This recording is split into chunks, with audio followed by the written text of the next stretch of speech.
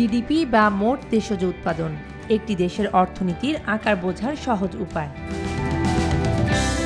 স্বাধীনতার পর থেকে ২০০৯ সাল পর্যন্ত বার্ষিক গড় প্রবৃদ্ধি যেখানে ৬ ভাগের উপরে যায়নি, বর্তমানে তা কেবল ৬ ভাগই নয়, ৬-এর বৃত্ত ভেঙে ২০১৫-১৬তে জিডিপির প্রবৃদ্ধি ৭-এর ঘরে উন্নীত হয়েছে।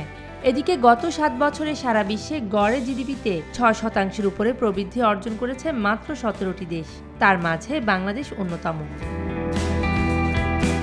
বিশ্বে ২০০৮ সালে সৃষ্ট অর্থনৈতিক মহামন্দা মোকাবিলা করে আমাদের এই অর্জন বিশ্বের দৃষ্টি কেড়েছে।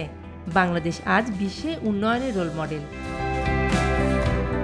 স্বাধীনতা পরবর্তী জিডিপি প্রবৃদ্ধির হার ১৯৭৩ সাল থেকে ৭৯ সাল পর্যন্ত জিডিপি ছিল ৫.৯১ ভাগ।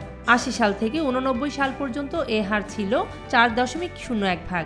৯০ থেকে ৯৯ পর্যন্ত ছিল ৪.৪৫ ভাগ। পরে ২০১০ থেকে ২০১৪ সালের মধ্যে জিডিপির গড় প্রবৃদ্ধি হয় ৬.২ ভাগ, আর ২০১৫-১৬ অর্থ বছরে তা পৌঁছে ৭.১১ ভাগে।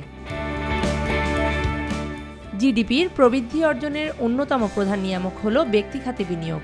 আর ১০০টি বিশেষ অর্থনৈতিক অঞ্চল গড়ে তোলার মহাপরিকল্পনা বাস্তবায়িত হলে শিল্প খাতের প্রবৃদ্ধির পাশাপাশি ১ কোটি লোকের কর্মসংস্থান হবে। নাজিয়া কণা, নিউজ 24, ঢাকা।